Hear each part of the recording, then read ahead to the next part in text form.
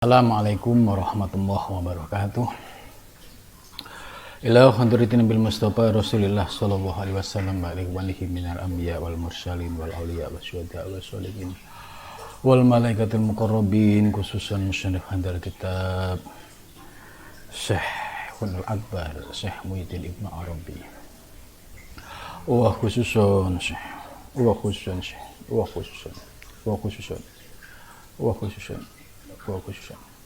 Laumul Fatihah. A'udzu billahi minasyaitonir rajim. Bismillahirrahmanirrahim. Alhamdulillahirabbil alamin arrahmanir rahim maliki yaumiddin. Iyyaka na'budu wa iyyaka nasta'in ihdinas siratal mustaqim. Siratal ladzina an'amta 'alaihim ghairil maghdubi 'alaihim waladdallin.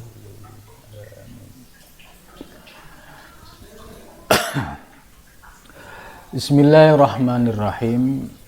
Subhanaka la ilma lana illa ma 'allamtana innaka antal alimul hakim. La haula wala quwata illa billahil aliyyil azim. Rabbi shrah li sadri wa yassir li amri wahlul 'uqdatam min lisani yafqahu qawli. Amin ya rabbal alamin. Malam ini kita akan melanjutkan kajian kitab Al-Futuhat Al-Makkiyah karya Syekhul Akbar Muhyiddin Ibnu Arabi. Kita sudah memasuki pembahasan Al-Juz'ur Rabi, ya, juz yang keempat, bagian yang keempat, ya. Bismillahirrahmanirrahim. Al-Faslul Awal fil Ma'arif. Jadi ini bagian dari juz 1 yang membahas, ya, tentang beberapa hal. Yang kita bahas malam ini termasuk bagian Al-Juz'ur Rabi, bagian yang keempat.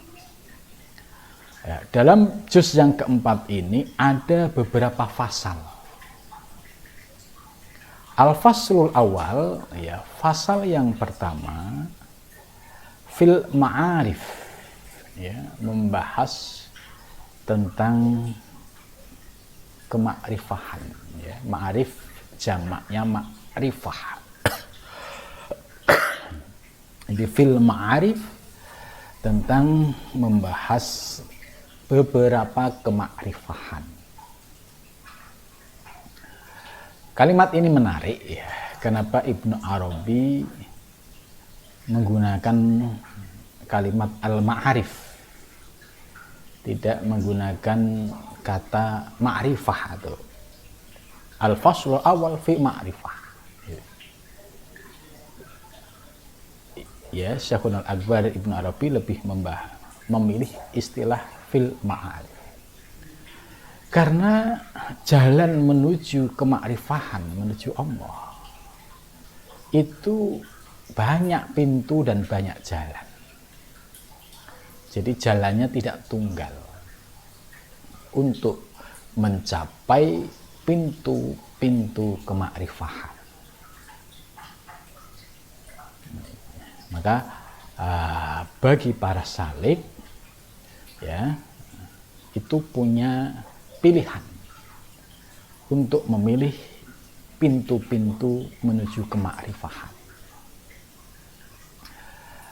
Apa hubungannya ma'arif dengan torekoh?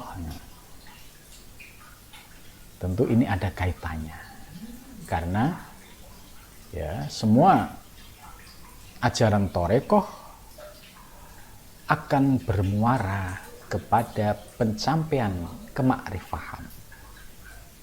Sementara torekoh itu memiliki banyak cabang, ya.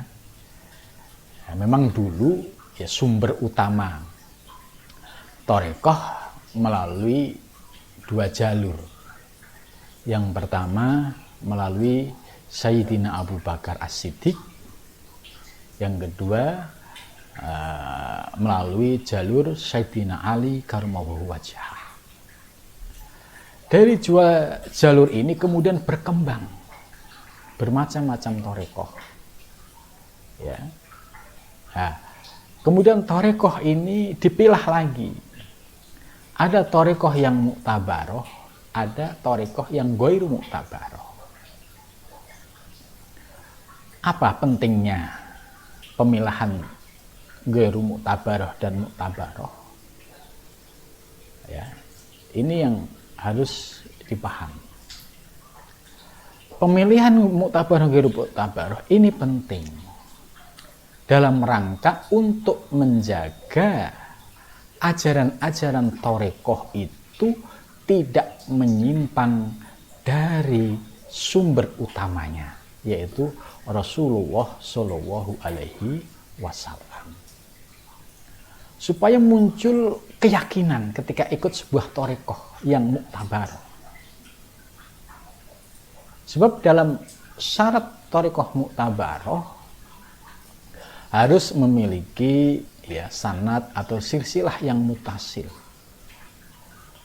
Dari guru, dari murid ke guru, guru ke guru, ke guru, ke guru, ke guru, ya.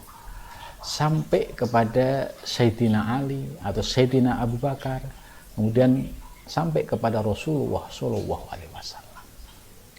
Sanad yang mutasil ini penting dalam rangka untuk menjaga konsistensi ajaran thariqah. Karena kalau murid ketemu guru mendapatkan ajaran thariqah, itu pasti apa yang diajarkan oleh guru itu akan diamalkan oleh murid. Maka ini diperlukan salah satu syarat thariqah muktabaroh adalah memiliki silsilah mutasil dari generasi ke generasi sampai Rasulullah itu tidak terputus. Bagaimana yang mengkotek? Misalkan ada tokoh yang terpisah satu abad secara jasmani tidak pernah bertemu. Ya, ini juga akan menimbulkan keraguan. Bagaimana cara belajar proses transmisi keilmuannya kalau tokoh ini dengan ini tidak pernah ketemu dan tidak pernah belajar langsung? Bagaimana generasi yang ini kok mengatasnamakan ajaran ini? Nah, maka ketika posisi seperti ini, ya, ada potensi meragukan.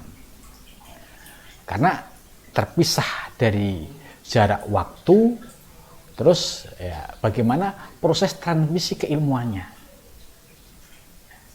Itu ya, ini yang disebut mungkote. Jadi kalau mungkote terputus, ini tidak memenuhi syarat muktabaroh. Nah, maka di situ muncul keraguan, benar enggak ya? Jangan-jangan ini hanya ngarang, gitu kan? Jangan-jangan ini hanya pendapat pribadi di atas namakan syekh itu. Nah, karena akhirnya muncul banyak pertanyaan-pertanyaan.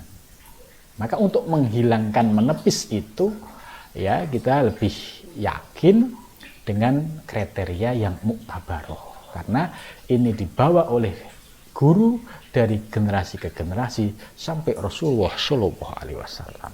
Ya, maka salah satu pintu masuk untuk memasuki thariqah yang memiliki tujuan untuk usul ilallah ini dari sisi kendaraannya ini penting.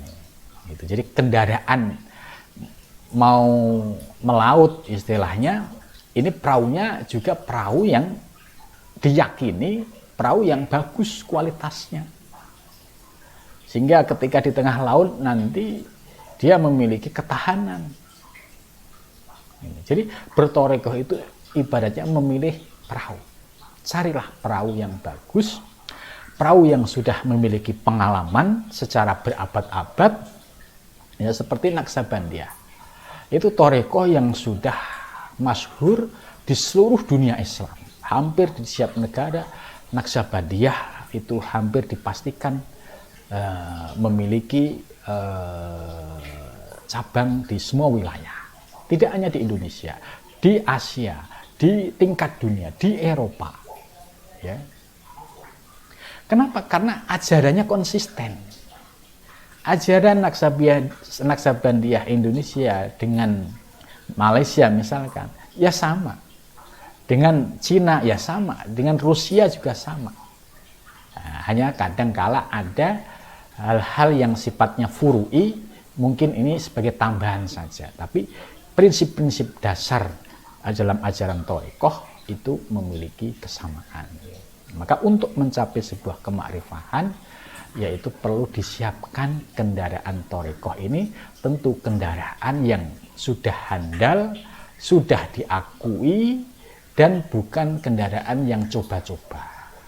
Itu. Sebab kalau mengarungi sebuah lautan dengan kendaraan yang coba-coba, ya di situ banyak kemungkinan bisa tergulung dengan ombak karena tidak ada pengalaman, dan juga bisa salah arah, salah kendali, ya karena tidak pernah punya pengalaman. Ini maka sangat penting ya ketika kita memilih thariqah, ya thariqah dengan istilah mu'tabaroh. Ini untuk menambah keyakinan. Ya, jadi keyakinannya sudah la syakka fiha, tidak ada keraguan sedikit lagi. Maka melalui jalan thariqah inilah yang akan menghantarkan para salik untuk mendapatkan ilmu ma'arif robbaniyah, ilmu rahasia ketuhanan. Itu melalui jalan-jalan thariqah tadi.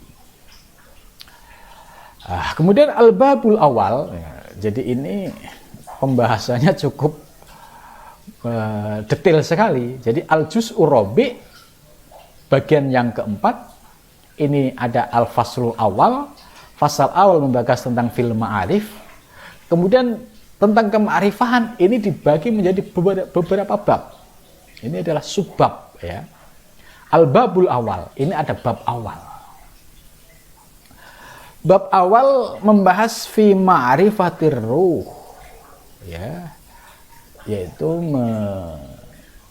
membahas tentang mengenal ruh, ma'rifatur, mengenal ruh. Alladzi akhadtu, yang aku ambil, min tafsili nas'atihi, dari perincian sumbernya. Jadi tafsil itu maksudnya proses perjalanan yang secara rinci, itu tafsil.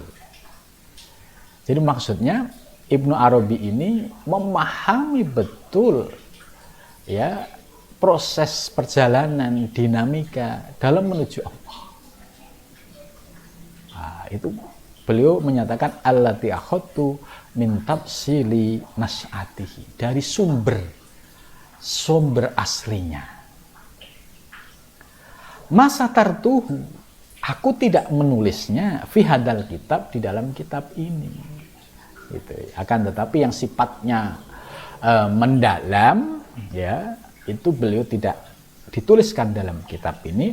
Wa makana baini, dan tidak ada baini antaraku, wa bainahu, dan antara Allah, minal asrar, dari rahasia-rahasia. Jadi wa makana baini, dan tidak ada di antaraku, wa bainahu, dan di antara Allah, minal asrar, dari rahasia-rahasia. Nah, menariknya dalam pembahasan bab awal ini ya, Ibnu Arabi membuat bait-bait ya, nadhom ya. Famin dalika ya, famin dalika, dan khobar muqaddam, dan itu dari masalah ini nadmun, nadhom, ada nadhomnya ya. Al-Khafif ini mungkin bahar khafif ya. Qultu indat tawafi kaifa atufu wa huwa antar kisirrina makfufu. Jalmadun ghairu akilin harokati, kila antal mukhayyarul matlufu. Ungdur baita nuruhu yatala'la'u, likulubin tatoharab maksufu. Nadurtuhu billahi duna hijabin, fabada sirruhul aliyul munifu wa tajallalaha min ufuki jalali qamarus sidqi ma'tarahu khusufun law ra'aital waliya hina yarahu qulta fihi mutlahun malhufun. Nah, itu diantara nandom-nandom yang membahas tentang penjelasan bab awal ini. Lah, nandom ini menarik. Ya, sekilas tadi yang sudah kita baca itu menarik. Karena nandom ini membahas bagaimana pengalaman Syekhunal Akbar Ibnu Arabi ketika tawaf, ya, mengelilingi Ka'bah. Sebab Ibnu Arabi itu dalam menulis kitab Al-Futuhat Al-Makiyah itu beliau menulisnya di Masjidil Haram. Nah, bahkan beliau mendapatkan bimbingan dari seorang laki-laki, dan seorang laki-laki ini ya yaitu dipahami yaitu Nabi Khidir alaihissalam. Jadi menarik ini kalau baca nadom ini, kemudian kita tahu sejarah bahwa kitab ini ditulis di Masjidil Haram, ya, tentu ekspresi pengalaman-pengalaman rohani yang diperoleh oleh Ibnu Arabi, ya, itu dituangkan dalam bentuk nadom ini. Nah, nadom-nadom ini sebagai ekspresi pengalaman rohani yang diperoleh oleh Ibnu Arabi ketika sedang tawaf. Kultu, ya, aku berkata. Ini mutakalimnya adalah Ibnu Arabi, Syekh Ibnu Arabi. Kultu indat tawafi, ketika sedang tawaf. Kaifa atuhu, bagaimana aku tawaf? Itu. Jadi kalau tawaf itu kan dimulai dari lampu hijau, ya.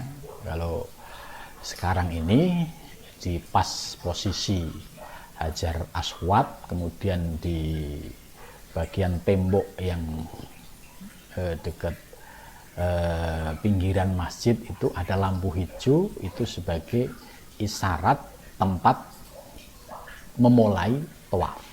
Ya, sering disebut lampu hijau, ya. Kalau orang yang sudah posisinya dekat dengan Hajar Aswad, ya tentu dia sudah paham bahwa ini mulai titik melakukan tawaf.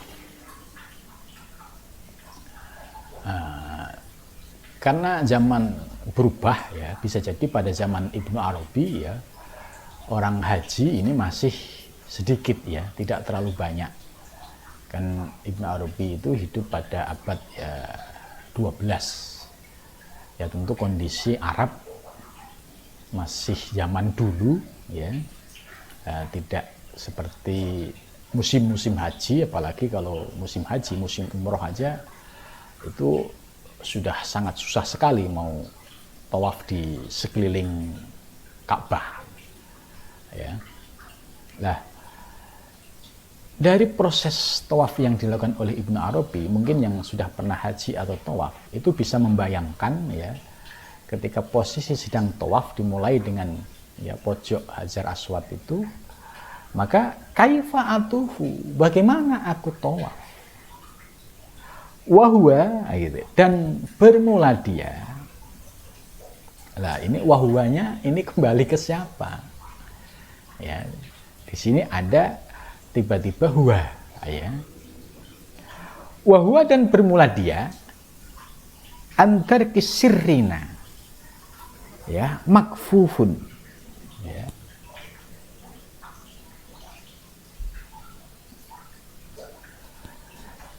Wahwa dan bermula ya ini terus terang kalau kita buka huwa itu siapa, ya Allah, karena di sini dhamir yang diletakkan huwa yang berkaitan dengan tawaf. Ya, berarti ya siapa, ya sohibul bait, yaitu pemilik Ka'bah, yaitu ya Allah Subhanahu wa ta'ala, atau sohibul Ka'bah. Jadi wahwa bermula sohibul Ka'bah, ya. Antar kisirina makfufun, ya, maksudnya dari proses untuk mencapai merasakan sir, rahasia, ya, pada saat awal ini makfufun. Makfufun itu artinya buta, gelap gulita. Ini bisa dipahami bahwa bagi orang yang sedang tawaf, yang tidak didasari dengan ilmu tauhid, ilmu hakikat, itu beda dengan orang yang tawaf didasari hanya ilmu syariat. Kalau mau ilmu syariat, fikih, kan yang penting di dalam tawaf itu memenuhi syarat ketika tawaf, ya, mulai memakai pakaian, mulai dari mikot, ya, kemudian pakai baju ihram, kemudian mulainya dari pojok Hajar Aswad, atau yang sekarang ada lampu hijau. Nah, secara fikih, ya, kemudian posisinya adalah miring, kemudian 7 kali putaran, gitu. Jadi secara fikih, ya, asal memenuhi syarat rukunnya itu sah secara fikih.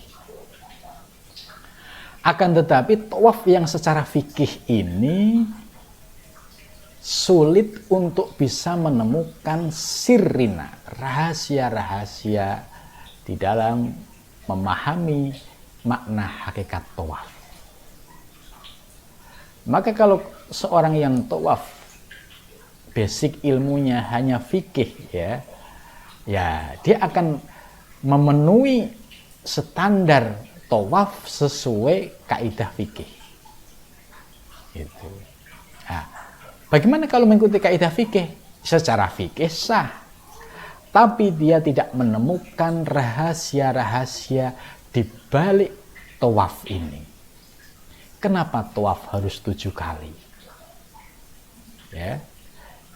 Kenapa kok posisinya tawaf itu, ya, posisi tangannya, ya, harus sebelah kiri yang pas dengan Ka'bah. Terus selanjutnya kita mengelilingi Ka'bah 7 kali. Terus di Ka'bah itu ada apa dan siapa? Ya kan? Padahal kalau kita lihat Ka'bah secara fisik, ya, ketika pintunya dibuka, ya kosong. Ya, hanya ada beberapa tiang saja yang sebagai penyangga di dalamnya itu. Tapi kosong. Ini kalau secara pandangan lahiriah dan secara fikih. Makanya tidak menemukan apa-apa. Tapi secara ibadah sah. Ya, secara ibadah sah. Ya.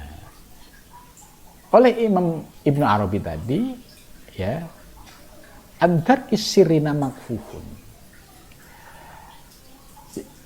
Kita akan mengalami kegelapan, kebutaan untuk mendapatkan asror, rahasia-rahasia di balik tawaf itu, ya, ketika kita masih menggunakan, ya, pendekatan fikih atau pendekatan lahiriah. Maka untuk bisa memahami hakikatnya, ya harus belajar ilmu yang terkait dengan masalah ini, yaitu ilmu-ilmu hakikat yang memang ilmu ini warisan dari para sufi, dan para sufi berdasarkan pengalaman rohani dan juga memiliki dasar dari Kanjeng Nabi Muhammad SAW. Jadi bukan ilmu ngarang-ngarang gitu ya, tapi memang ada basic ya, dasarnya, argumentasi baik Quran hadisnya maupun pengalaman pribadinya dan pengalaman oleh para sufi. Nah, itu ketika mereka mendapatkan anugerah, mendapatkan limpahan cahaya ilahiyah, maka akan terbuka, bisa memahami rahasia-rahasia di balik tawaf ini.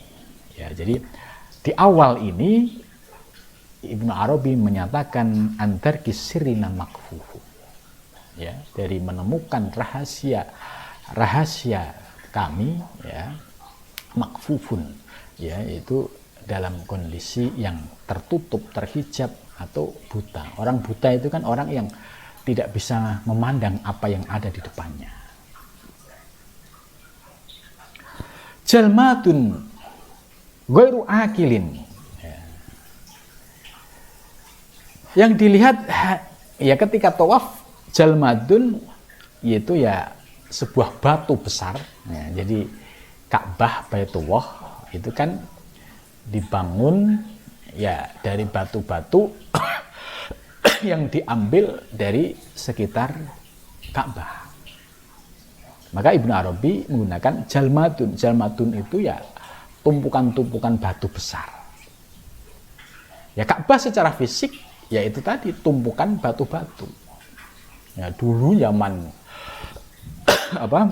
dinasti-dinasti dulu. Itu seringkali setiap dinasti itu melakukan perubahan-perubahan terhadap Ka'bah. Jadi Ka'bah itu ya sudah beberapa kali mengalami perubahan. Gitu. Maka pada ulama ya pernah ada cerita ya, jangan sampai merenovasi Ka'bah oleh para sultan itu hanya dilakukan untuk mencari popularitas gitu, karena akan merusak kesakralan Ka'bah gitu. Ya. Jadi jalmadun ini maknanya adalah ya batu besar ya. Jadi kalau kita lihat Ka'bah itu kan ya semua temboknya itu adalah dari batu, yang batunya diambil dari sekitar Ka'bah di sana. Ghairu akilin, ya, tidak punya akal, harokati gerakanku. Kila dikatakan antal mukhayyaru, ya.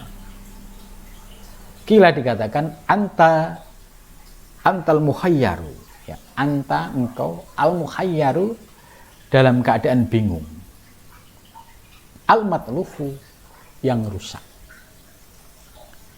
Nah, maksudnya ketika melihat wujud fisik Ka'bah ya yang nyata di depan mata ini ya, ghairu akilin, ya, tidak bisa untuk tidak bisa dipahami tentang ghairu akil bagi orang yang tidak punya akal, ya. Harokati, gerakanku, ya, gerakan ketika melakukan tawaf keliling Ka'bah, antal muhayyar, maka ketika itu kalau tidak memiliki basic keilmuan tadi menjadi orang yang muhayyar, bingung. Bingung itu maksudnya apa? Bagi orang yang punya pemikiran kritis sedikit, ya, itu kan akan bertanya, kenapa sih kok harus muter-muter Ka'bah? Nah, ini namanya muhayyar, mengalami kebingungan. Apa tujuannya? Apa manfaatnya? Gitu. Kemudian al-matlufu, ya, sifat dari al-muhayyar, al-matlubu, yang rusak. Nah, maka kalau orang menganalisa orang luar dari luar Islam, itu kan melihat praktek orang tawaf ya, kalau kita kan didasari dengan keimanan. Karena itu perintah agama. Tapi orang luar itu akan melihat ya, ini ngapain sih muter-muterin batu kan gitu. Maka di sini al-mukhayyarul matlufu. Maka dia akan bingung, bahkan ya bisa rusak analisisnya, seolah-olah bertanya, buat apa kok hanya ngelilingi batu begini. Nah, ini karena tidak didasari dengan keimanan gitu.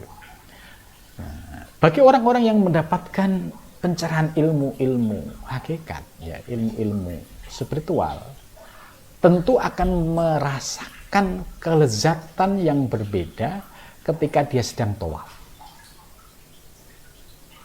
Ya, kalau orang awam ya dia sebatas tawaf ya hanya ngikutin aturan, ngikutin guidance mutawif. Ya sudah, kita tawaf ya. Kan sering kali kita lihat orang tawaf itu bergerombol ya. Karena bagi orang Indonesia yang baru masuk ke lingkaran Ka'bah ini, kalau nggak bergerombol dengan grupnya bisa lepas dikit ya, bisa bingung, bisa terpisah, bisa nggak bisa pulang gitu. Maka mereka seringkali menggunakan seragam masing-masing. Nah, kalau bagi orang yang awam ya sudah, yang penting kita ngikutin mutawif aja. Ya. Labaik, Allahumma labaik gitu. Nah, dan seterusnya sampai selesai. Tapi bagi orang yang agak muncul sifat kritis, tapi kritisnya ini positif. Ini apa makna di balik tawaf ini? Kenapa kita harus mengelilingi Ka'bah? Ka'bah itu disebut Baitullah, rumah Allah. Di dalam Baitullah, di dalam Ka'bah itu ternyata kosong.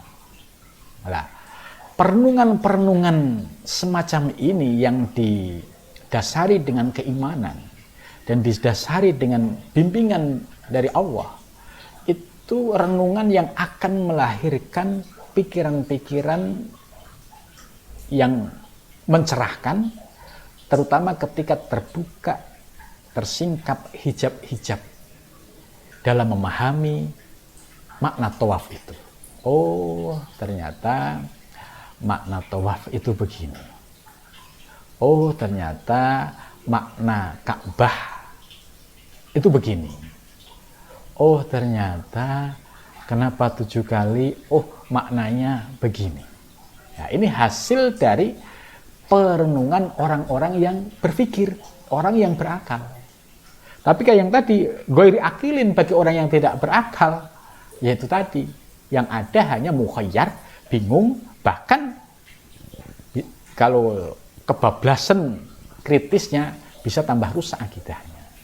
Nah, di sini perbedaan antara orang yang tidak mau menggunakan akalnya dengan orang yang menggunakan akal tapi dibarengi dengan praktek riyadhah mujahadah, dibarengi dengan zikir, maka itu dapat menyingkap makna rahasia ketika sedang tawaf itu. Jadi rahasia ini yang memberikannya Allah, yang memberikan anugerah kenikmatan, kelezatan di dalam tawaf ya Allah. Karena yang bisa menyingkap asror-asror ketika tawaf ya Allah. Tapi tidak ujuk-ujuk disingkap, ya ada proses, ada tahapan.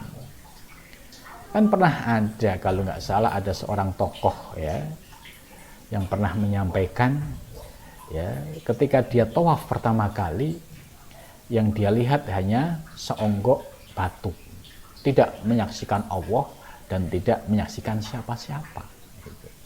Terus berikutnya, tawaf berikutnya, baru dia bisa menyaksikan Allah. Terus berikutnya, dia bisa menyaksikan Allah dan juga bisa menyaksikan lainnya. Nah, itu. Jadi proses pengalaman rohani ya itu sangat kaya sekali kalau kita mau tawaf ya, itu dibarengi dengan riyadhah mujahadah. itu akan memperoleh pencerahan-pencerahan rohani yang luar biasa.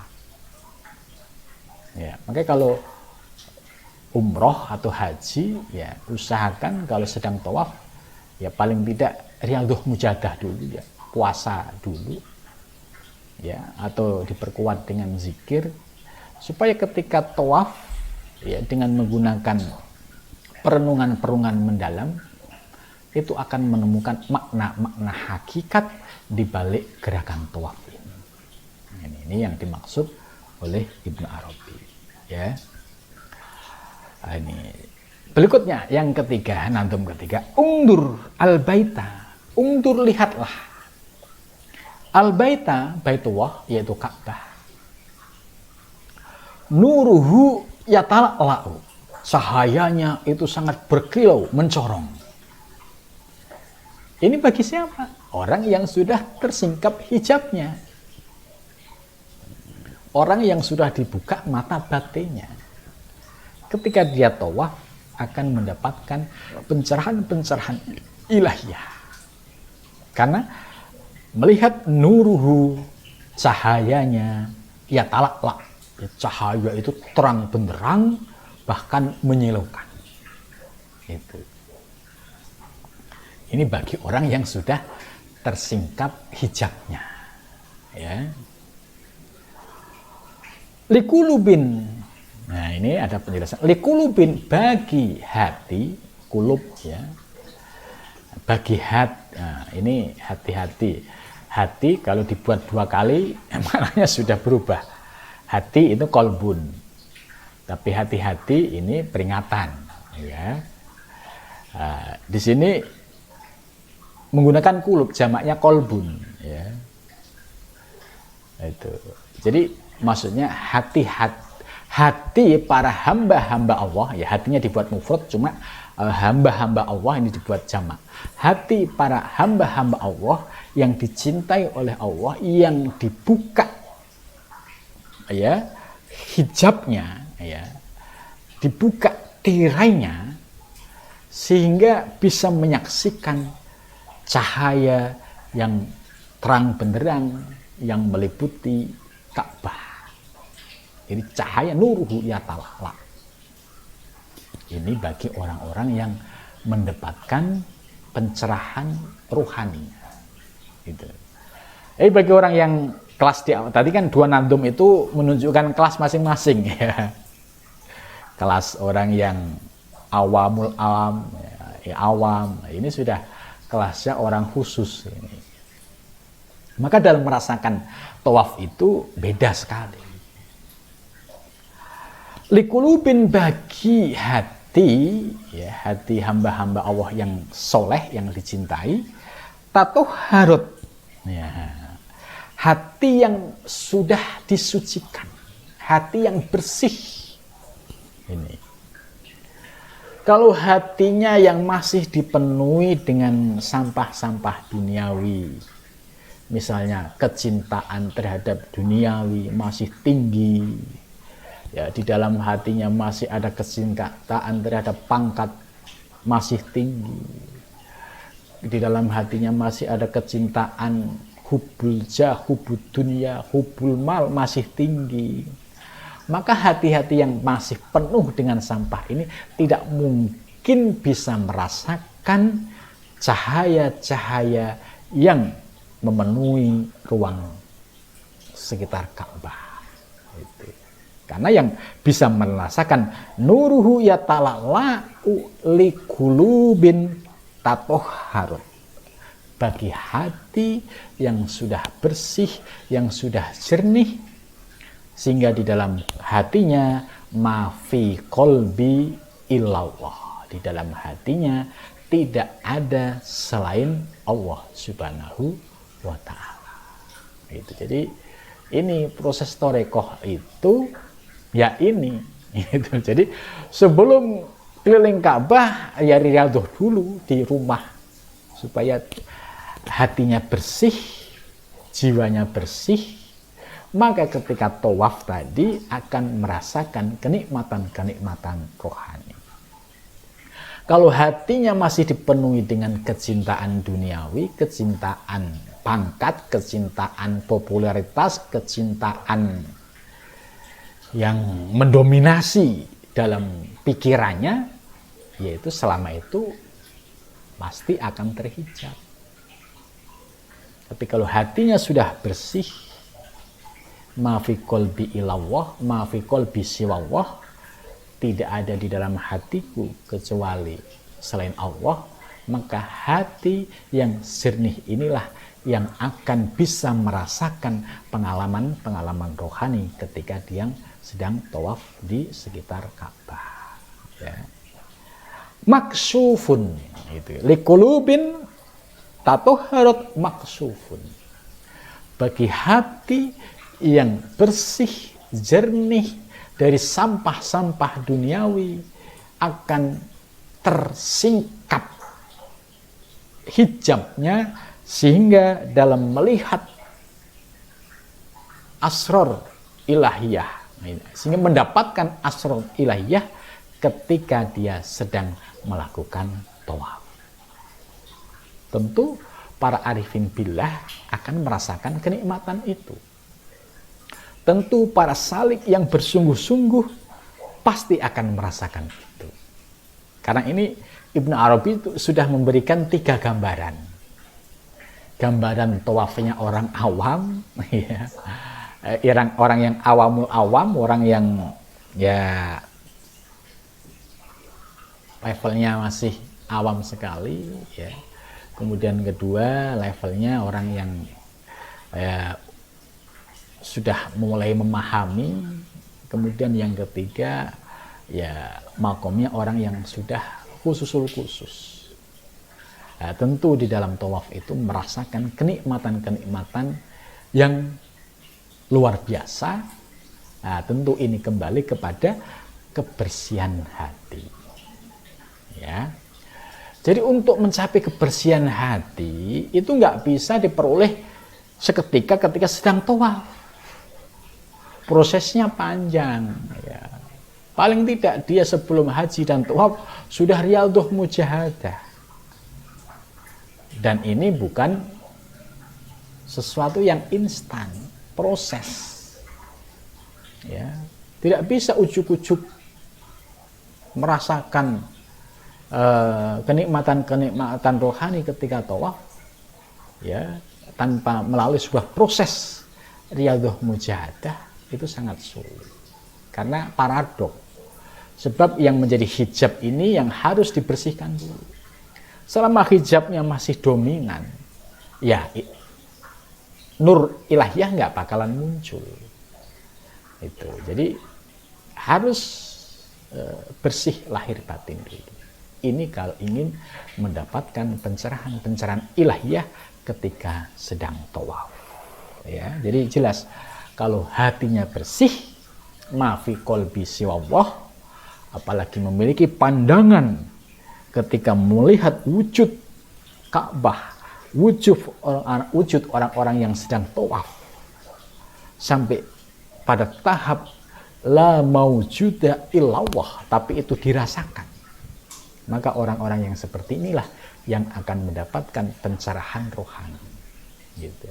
Pencerahan rohani ya sifatnya rahasia pribadi, ya. Maka Ibnu Arabi, masatartuhu, aku tidak akan nulis soal rahasia antara aku dan Allah, gitu kan. Beliau hanya menjelaskan kisah, ya, kisah ini bagaimana tingkatan orang yang melakukan tawaf itu ternyata beda-beda, gitu, ya. Ada yang bingung, ada yang buta, ada yang bingung, dan ada yang tersingkap. Oke, ini ada cerita menarik, ya. Waktu tahun 2013, ya, itu saya pernah menemukan orang luar Jawa. Beliau bingung, ya, ketika di Masjidil Haram. Saya tanya, dari mana? Jawab dari luar Jawa. Ya, kemudian saya tanya, apakah sudah tawaf? Dia nggak ngerti juga tawaf itu apa gitu kan. Akhirnya saya ajak tawaf, saya gandeng, saya bimbing tawaf sampai selesai. Tapi ada peristiwa unik ya. Ada teman saya yang sama menemukan orang yang bingung, kemudian diajak tawaf. Selesai tawaf ditanya, Bapak tadi lihat Ka'bah nggak? Ka'bah yang mana ya? Gitu. Jadi sudah diajak tawaf, tapi tidak melihat Ka'bah. Itu nyata. Gitu. Maka kalau Ibnu Arabi mengatakan andarki sirina makfufun, ya ini sangat faktual, nyata. Jadi ada buktinya itu. Ada orang yang sudah diajak keliling tawaf, ketika ditanya selesai tawaf, Bapak sudah lihat Ka'bah? Ka'bah yang mana ya? Gitu. Gitu. Ternyata itu ada. Nah, jadi memang ya beragam. Orang di sekeliling Ka'bah itu beragam, macam-macam. Itu ada yang terhijab seperti tadi, bahkan yang kriminal di sekitar Ka'bah juga banyak. Itu. Ini kan sangat Ka'bah ini ya sangat indah sekali, gitu kan. Indah dalam pengertian semua ada. Ada orang yang niatnya jahat, ada. Ada yang niatnya maaf, nggak pengen ngambil barang orang, ada. Karena kejadian banyak. Ada juga yang memanfaatkan orang-orang yang tidak tahu, kemudian dibimbing, difasilitasi bisa mencium Hajar Aswad, kemudian setelah nyium Hajar Aswad, kemudian diminta biaya yang cukup tinggi. Ya, ini kan menekan, ini kan memaksa. Ini juga ada. Gitu. Jadi Ka'bah ini isinya sangat kompleks. Tapi harus diingat bahwa orang-orang yang berkeliling Ka'bah tawaf itu ada yang likulubin tatuharat maksufun.